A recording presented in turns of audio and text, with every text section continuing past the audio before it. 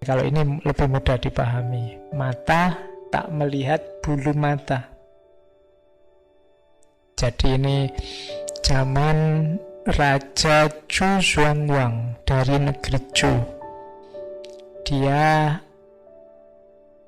ingin mencaplok wilayah negara tetangganya karena dilihatnya negara tetangga itu sedang kacau. Terus penasihat politiknya bilang, keinginan yang mulia tidak sepenuhnya benar. Ya benar, negeri Yue sekarang sedang kacau balau, namun negeri Chu kita juga tidak bagus. Kecerdasan seseorang itu seperti bola mata. Ia mungkin memiliki pemikiran mendalam dan jauh ke depan, namun kadang tidak memikirkan ancaman yang dekat. Seperti mata yang memandang jelas benda jauh, tapi bulu mata sendiri tidak terlihat. Kamu tidak bisa kan melihat bulu matamu, kamu nggak sampai melek-melek ya raiso. Padahal dia sangat dekat. Tapi bulu mata temanmu yang agak jauh masih terlihat. Jadi ini raja ini mau menyerang negeri sebelah. Wah, ini mumpung negeri sebelah kacau ini, diserang aja. Loh, sebentar. Negeri sebelah kacau ya, wong kita lihat. Tapi apa negeri kita ini tidak kacau? Kalau negeri kita ini kacau kan bunuh diri kita, podo-podo kacau nih.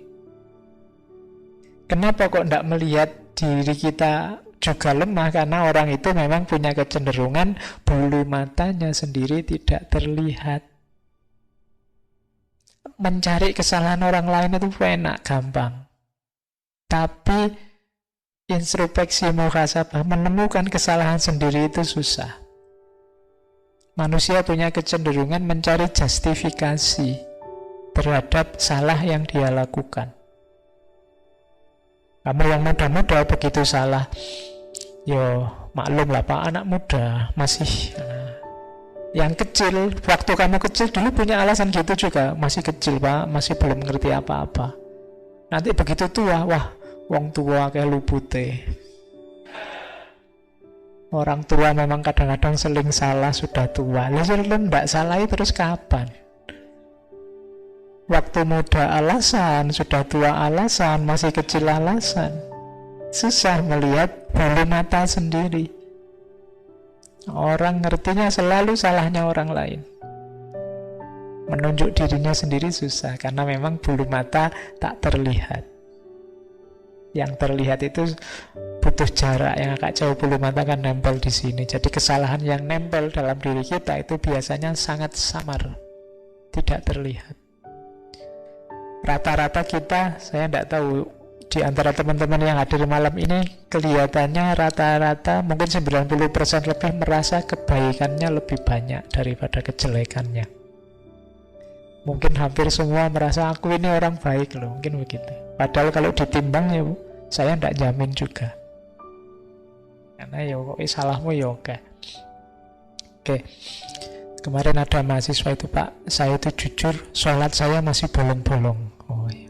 Alhamdulillah kamu sudah sadar. Yang lain ada yang sholatnya tidak bolong-bolong, memang tidak pernah sholat. Iya. Jadi bulu mata sendiri tidak terlihat. Selalu sisi salahnya orang lain yang kamu lihat. Kalau ada orang soleh, kamu soleh hanya tampilannya, tidak mesti batinnya jelek. Batinnya mesti, kan kamu terus lihatnya gitu. Kalau ada orang jahat, oh itu orang memang jahat, kok rusak kok. Kok kamu tidak nyari batinnya? Kenapa kamu nyari salahnya dia? Jadi bulu mata tak terlihat. Oke, kalau ini tentang pendidikan. Ini buat kalian.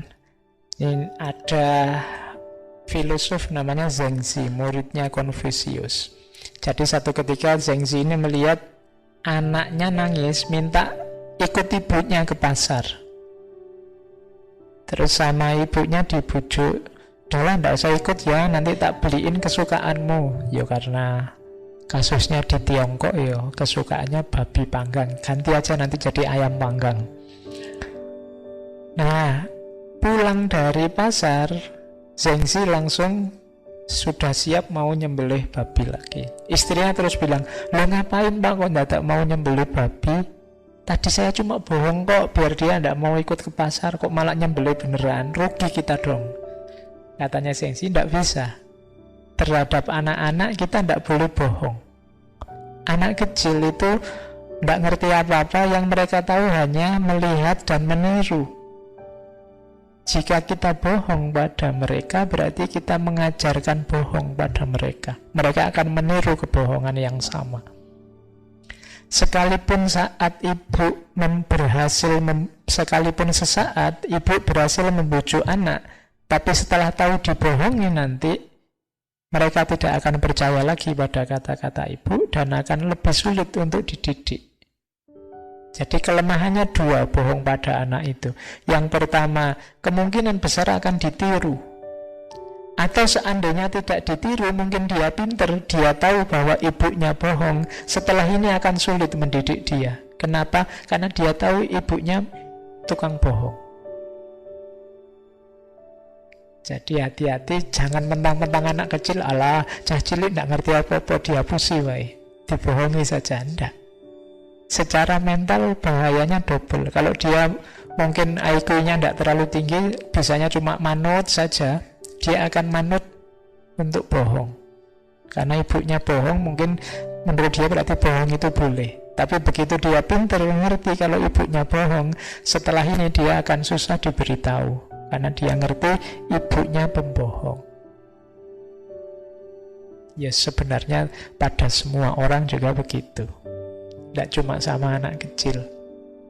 Orang dibohongi, bahkan yang besar pun begitu dibohongi, kalau dia pintar, dia tidak akan percaya lagi sama yang membohongi. Tapi kalau dia tidak pintar, dia anggapnya kebohongan itu baik, dia akan mengulang kebohongan itu. Jadi hati-hati. Diingat-ingat ceritanya Zhengzi menyembelih babi. Jadi meskipun kita sedang ngajari anak kecil yang akalnya belum lengkap, jalannya juga harus jalan yang baik. Tidak pakai bohong. Ayo tidur. Kalau tidak tidur nanti dimakan. Nah, kan kita sering gitu. Oh no, apa lewat gitu. Lalu kita bohong. Minta dibeliin ini. Wah itu tidak dijual kan. Ya kan? Kita kan biasa begitu, itu tidak dijual loh. Loh itu kalau anak tidak pinter, dianggapnya tidak dijual beneran. Jadi besok dia niru ibunya, kalau mau tidak bu, nggak usah dibeliin apa-apa, wong semuanya tidak dijual. Tapi kalau dia anak pinter, besok tidak percaya lagi sama ibunya, karena ibunya tukang bohong. Hati-hati ya kamu yang sama adik-adikmu, besok sama anakmu, tidak usah bohong, tidak apa-apa, bilang aja itu dijual sih, cuma duitku kurang, kan itu lebih jujur. Ibu tidak bawa uang, tapi tidak bawa uang beneran loh ya, kurang beneran loh ya, tidak bohong. Kalau bohong ya nanti dia lama-lama dia tahu. Atau bawa uang si ibu, tapi itu tidak penting, masih banyak hal lain yang lebih penting untuk dibeli. Masih butuh beli beras, masih kalau beli mainan terus tidak bisa beli beras, nanti tidak makan gimana? Sama anak kecil jujur juga tidak apa-apa kok.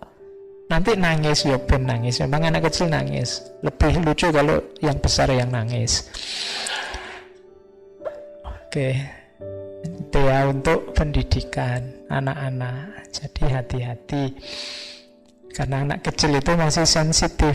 Kalau kalian sih cuek aja digituin. Tapi kalau yang kecil dia masuk. Melihat apapun, diberi apapun masuk. Kenapa anak kecil sekarang kok aneh-aneh?